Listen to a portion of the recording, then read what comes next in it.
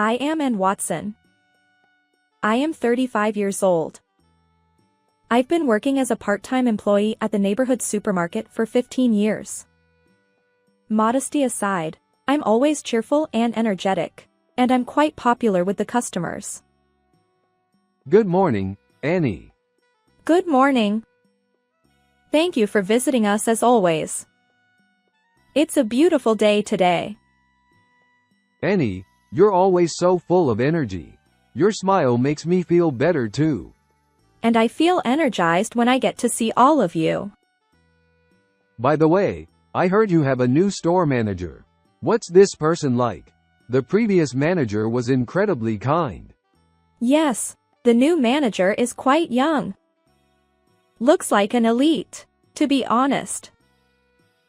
In reality, though, he hardly does any work, always reading comics or playing games in the office. Quite useless, really. I secretly hoped you'd become the manager, Annie. Oh, no. I'm just a part-timer. Now, what can I help you find today? I'm in the mood for fish. Any recommendations? We have some excellent salmon available today. I'll take my time looking around. Every morning, I greet customers like this and engage in conversations. Our supermarket is designed to be convenient for single individuals, with smaller portions of prepared foods. As a result, many elderly customers visit us. They often need assistance with their shopping, which can be bothersome for some, but I genuinely enjoy helping them. Today, as I surveyed the store, I noticed an elderly woman wandering around the fish section, looking uncertain. She seemed torn about whether to put a premium fresh fish she had picked up into her bag. Quietly, I approached her and asked, "Are you interested in purchasing this today?" The customer slumped down right there, seemingly overwhelmed. I led her to the back office to have a conversation. She explained that her husband and she live together, but he is seriously ill with a limited life expectancy. They survive on a modest pension, and she can't afford to buy her husband's favorite foods. However, she wanted to treat him to something he loves one last time. Driven by this sentiment, she had almost given in to temptation. In such situations, we usually involve the police, but since this was an attempted act, I decided to let her go without involving them. However, the manager insisted on a rigid approach. If you allow such behavior, she'll do it again. Besides, her husband's story is probably fabricated. Call the police and hand her over. I tried to reason. She didn't actually steal anything. She was feeling unwell and needed a break. How would you know? Just call the police already. Can't we be a bit more flexible? If you were the store manager... Are you defying me as a part-timer? Or are you saying you'll take responsibility? Fine. If there's an issue, I'll take responsibility. Reluctantly, the store manager backed down. Thank you. I'm truly sorry. It's okay. But please don't do this again. Yes, I promise I won't. As I escorted the lady outside the store, I wondered if there was more I could do for customers like her. Amid the daily hustle, I felt powerless at times. One day, after a long time, a new employee joined us. Ever since the store manager changed, the turnover rate among part-timers has been high, and it's been quite challenging to find good replacements. The store manager called out, Hey, this is Sophia Lewis, the new recruit. You'll be in charge of training her. I sighed. Again? I did this last time too. The store manager grumbled. Why are you always so full of complaints? That's why middle-aged women. Why does he always have to phrase things like that? Just ask normally. Understood. Is it Ms. Lewis? Come over here.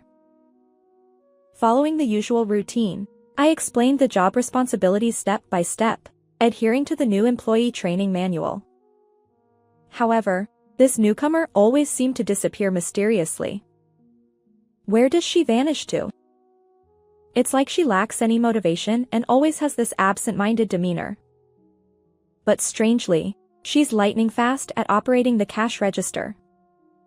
Could she have worked at a supermarket before? Or maybe she has some other hidden talent. Speaking of which, how did the store manager select her? She's kind of cute. Definitely based on appearances, right? And honestly, it's inappropriate for the store manager to address a new part-timer as Sophie so casually. Still, I can't keep fussing over the newbies forever. As long as she doesn't make any major mistakes, I'll just observe her behavior for now. A few days later, on the eve of our annual disaster preparedness event, a colossal ordering mistake came to light. The emergency food supplies we needed for the event hadn't arrived. The debagging frenzy activity was a highlight of the event, and now we were left without the essential items. What's going on? You did place the order, right? Of course. Who do you think I am? I wouldn't make such a mistake. He retorted. Upon checking the order form, I discovered that the delivery date was a week away. What's this? I pressed. He snapped back. Quit bothering me. It's not my fault.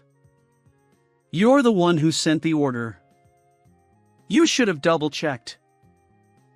What are you saying?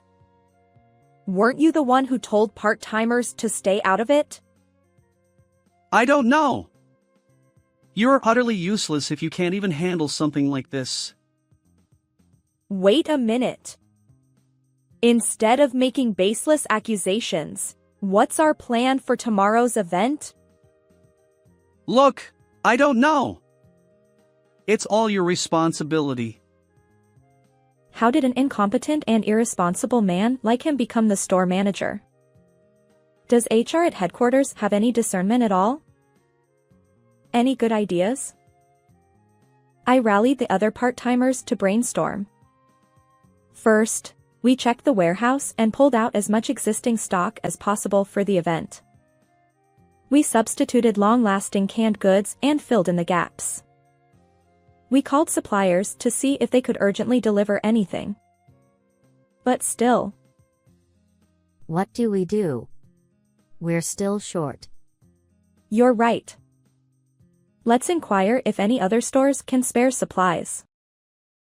However, given that this disaster preparedness event was happening across multiple stores, there might not be enough to share. Still, I kept calling nearby stores, checking their inventory. Gradually, shipments started arriving from various places, but it was a struggle to get everything we needed. Just when we were feeling disheartened at closing time, unexpectedly, the headquarters truck arrived with the much-awaited stock. Wait, why is it coming from headquarters? I asked the driver. Even when I inquired with the driver, I don't know. I was just told to deliver it. Handling communication with headquarters is a task reserved for the store manager, yet there's no trace of any interaction with headquarters. Could someone else have connections there? Is this enough? Thank you. I believe this should suffice. You've been a tremendous help. The driver's smile brightened as we finished unloading. Now, everyone, I apologize for keeping you late, but let's do our best for the customers who are eagerly anticipating this. I encouraged each worker, drawing out their motivation. We worked until midnight, preparing for the event, and somehow managed to welcome the morning of the big day. The checkout counter was bustling with numerous customers. They kept coming, one after another, and my head was spinning from attending to them all. Yet the manager.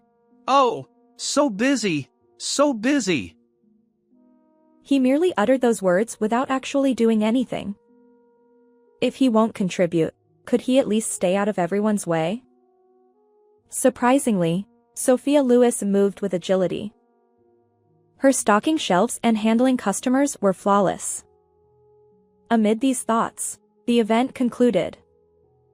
Despite feeling dizzy, the event was a great success. Everyone, great job! Thanks to everyone's efforts, the event was a success. Hooray! The circle of smiles widened.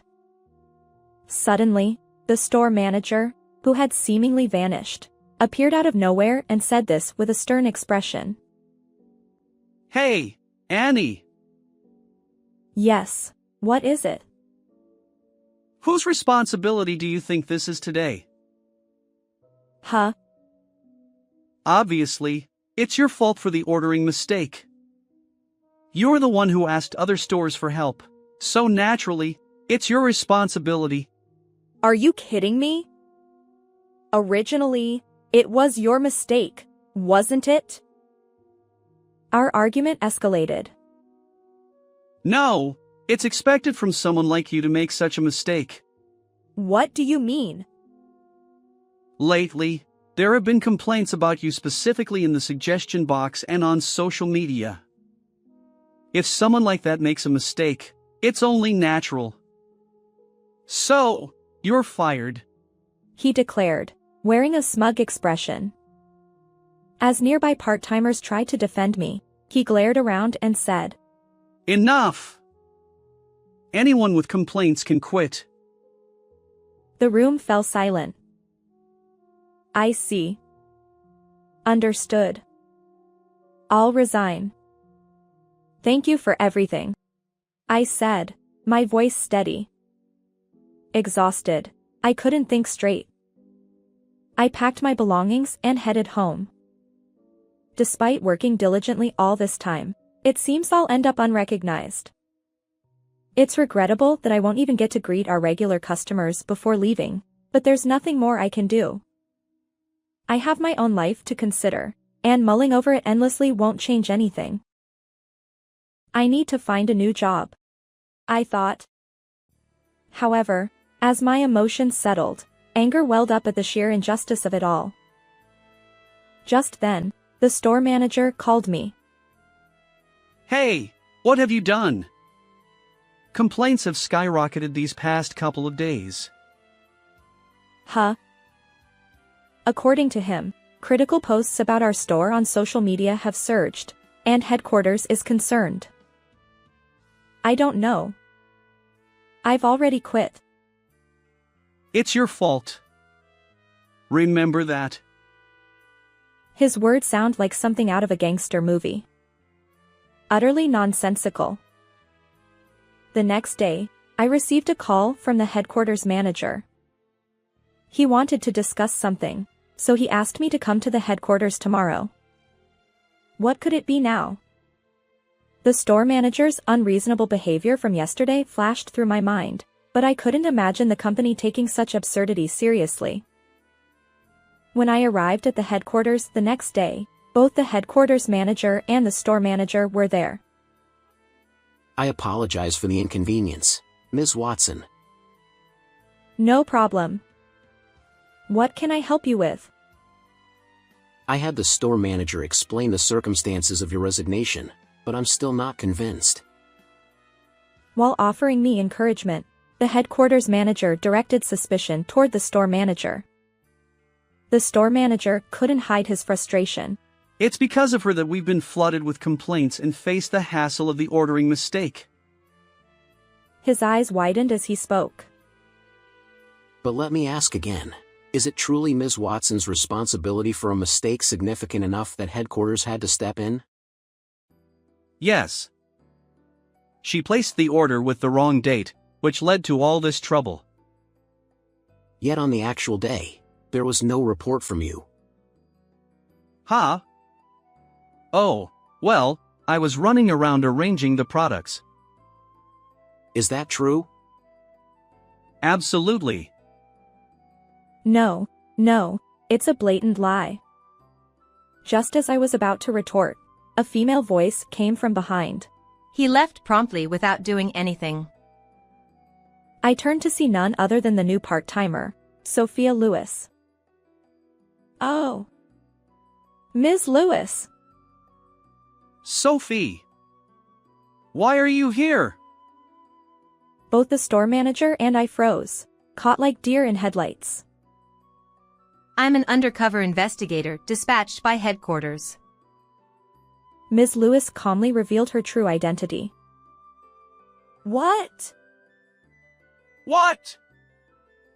Ms. Lewis proceeded to expose the store manager's sloppy work habits. The store manager is incredibly careless in his duties. He always looks down on the part-timers, and any inconvenient tasks are delegated. During my job interview for the part-time position, he even made inappropriate comments. My resume was also filled with random things, but he didn't even bother looking at it. Resume. The document she presented had large hearts next to the sections where one typically lists education and work history. I never thought such a resume would pass. Well, it's unique, or rather, I saw potential. The store manager stammered, utterly bewildered. Next, let's discuss the complaint about Ms. Watson. As Ms. Lewis tried to continue, the manager interjected. Yes, that's right. We've received numerous complaints about her from customers. He held up a paper with printed complaints. That Watson is arrogant and unbearable, that curly-haired Watson is the worst, Watson. That jerk has a terrible attitude. As long as he's here, I won't come back to this store. See? Read it and understand. Read it, huh? Is this perhaps a complaint about you? Huh? I'm neither curly-haired nor a jerk. Nonsense. I'm the store manager. It clearly says employee. However, look at the date. These complaints are about the behavior of the staff after I left. It's unacceptable. And with that, I refuted his claims. That's right. Regarding the incident where we ran out of products during the event. The headquarters manager stepped in to support me. In reality, the mistake was made by him, and Ms. Watson here covered for it. Ms. Lewis chimed in with support as well. We've also interviewed other employees. Word is you've been loafing around without doing any work. And since you arrived, we've had a string of part-timers quitting. It's clear you lack management skills. Ms. Watson has received a thank you letter at the headquarters. Really? What followed was an unexpected twist. The trembling, delicate handwriting on the letter read, I received exceptional kindness from a female attendant named Ms. Watson. I was so desperate due to poverty that I tried to steal fish to feed my husband. But she not only overlooked it but also paid for the fish and gave it to me. My husband ate that fish with such joy. Thanks to Ms. Watson, I got to see my husband smile one last time. Truly, thank you. Yes, it was the letter from the lady who had attempted shoplifting some time ago. Other customers have also praised Ms. Watson's outstanding service. Colleagues, including part-timers, are requesting Ms. Watson's return. They want her back. The headquarters manager continued to share positive feedback about me. Do you have anything to say? Well, The store manager's face turned pale, and he struggled to respond coherently. It's clear now. Until your fate is decided, stay at home. Is that acceptable, Miss Sophia? The headquarters manager turned to Ms. Lewis, revealing a smile. Wait, Miss Sophia. Once again, a surprising revelation unfolded. I apologize for keeping it quiet. I'm actually the CEO's daughter. Why? As an undercover investigator? My father claimed it was because he trusted me the most, but honestly, it's probably because he can exploit me cheaply. By the way, I lied about my age on my resume. I'm the same age as you, Ms. Watson. Wait, what? How is this even possible? I was speechless. And to think, I had also requested support from headquarters during the event planning. Truly fitting for the CEO's daughter. But goodness, she's incredibly young. Next time, I'll ask her about anti-aging secrets. Random, nonsensical thoughts raced through my mind. Now, let's get to the point. Ms. Watson, would you consider returning to the store? This time as the store manager. I'm not cut out to be a store manager. No, your attentiveness to customers, your ability to guide new employees, and most importantly, your popularity, all of it makes you the perfect candidate. We sincerely hope you'll accept. The headquarters manager's resolute words made me reflect on the karma of my efforts. Good morning. The weather is lovely today. Good morning, Annie. Oh, wait, I should call you manager. What are you talking about? Just keep calling me by my name as usual. Nothing has changed for me. Yes, I returned to the store as the store manager. But fear not, I plan to continue interacting with customers in my own way. By the way, that previous store manager shared my last name, Watson. The complaints directed at Watson were indeed aimed at the former store manager. I used to resent the trouble I faced due to our shared name. However, as it turned out, the previous manager's laziness and misdeeds caught up with them, leading to his dismissal. Meanwhile, I unexpectedly rose to the position of store manager. The Watson connection no longer bothers me. Since then, Miss Sophia, whom I've grown quite close to, graduated from her undercover investigator role and now works alongside me at the same supermarket. Perhaps one day, I'll ask her about her coveted anti-aging secrets. How did you find this story? And don't forget to subscribe to the channel. Until next time in our next video.